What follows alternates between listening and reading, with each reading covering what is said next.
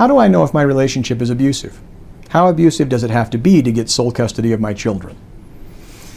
I'm not sure I like the second question that much, but I think if it's a sincere question, I understand. Now, for some people who read or hear the question about, am I being abused?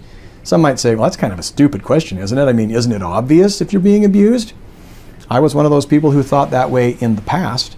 While some forms of abuse are obvious or easily identified, other forms of abuse are not, such as things like Stockholm Syndrome, gaslighting, and other abusive behaviors that make abuse hard for the victim of abuse to recognize and thus hard for others to recognize. Now, before I state anything further, I must make one thing clear. Among those of us who are fortunate to live in first world countries are some who are emotionally immature and/or wimpy. People with nothing better to do than feel like victims simply because someone says something critical of them, or does not do for them or give to them whatever they want. These are not the kind of people who qualify as abused, and they do not suffer the kind of treatment that constitutes abuse. But there are situations that arise where the abuse is real but subtle, unnoticeable at first, and builds gradually in severity until the abuse victim cannot remember what life was like before the abuse occurred and becomes unsure of whether he or she is being abused. Stockholm Syndrome, for example. This is a good brief description of Stockholm Syndrome that I found on goodtherapy.com. Stockholm Syndrome is a psychological condition that occurs when a victim of abuse identifies and attaches or bonds positively with their abuser. This syndrome was originally observed when hostages who were kidnapped not only bonded with their kidnappers but also fell in love with them. Professionals have expanded the definition of Stockholm Syndrome to include any relationship in which victims of abuse develop a strong, loyal attachment to the perpetrator's abuse. Some of the populations affected with this condition include concentration camp prisoners, prisoners of war, abused children, incest survivors, victims of domestic violence, cult members, and people in toxic work or church environments. Battered partners or spouses are a prime example of Stockholm Syndrome, for example. Oftentimes, they are reluctant to press charges or initiate a restraining order, and some have attempted to stop police from arresting their abusers even after a violent assault. After the relationship has ended, victims of domestic violence may often make statements such as, quote, "I still love him," close quote, even after being brutally beaten.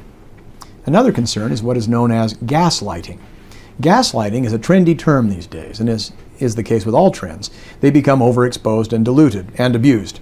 Some people like feeling like victims. They're emotional hypochondriacs. And those who do will see the gaslighting boogeyman, or claim to see it, behind every tree. Other people will accuse those with whom they disagree of gaslighting. But real gaslighting can and does cause serious emotional and psychological harm.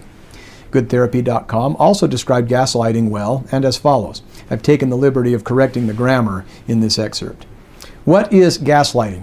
Gaslighting is an abusive tactic aimed to make a person doubt his or her own thoughts and feelings. The abuse is often subtle at first. For example, if a person is telling a story, the abuser may challenge a small detail. The person may admit he or she was wrong on a detail, then move on. Next time, the abuser may use that past victory to discredit the person further, perhaps by questioning the person's memory. The person may argue back at first. He or she may intuit something is wrong in the relationship or marriage. But because each gaslighting incident is so minor, he or she can't pinpoint any specific cause for their unease. Over time, the person may second guess his or her own emotions and memories.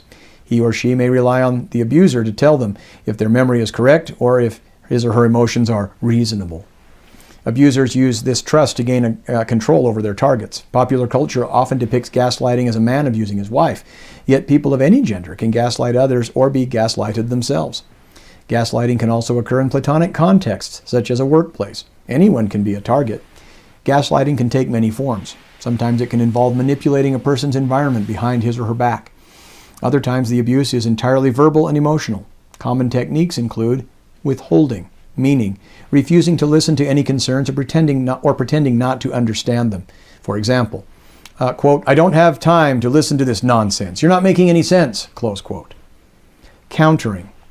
That means questioning the target's memory. An abuser may deny the events occurred in the way the target accurately remembers.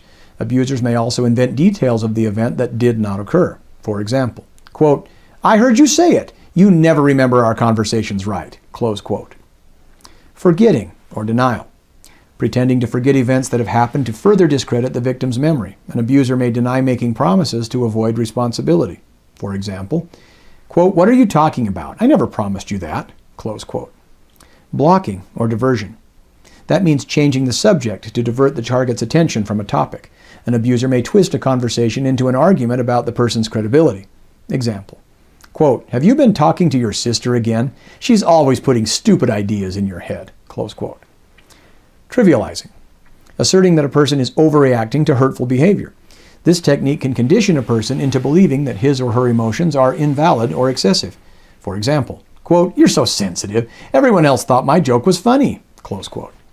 A gaslighter often uses the target's so-called mistakes and overreactions to cast the abuser as the victim. For example, an abuser may scream accusations at a person until the other party must raise his or her voice to be heard. The abuser may then cut the conversation short, claiming that the other person is out of control and too aggressive. In some cases, the abuser may accuse the other person of being the true gaslighter. I also found a post on breakthesilence.org on what the author calls reactivity. And there's also a post on Psychology Today that's a good article on how to spot an abuser before it's too late. I have posted these links I cited in the video in the description section of this video if you'd like to read more about these subjects.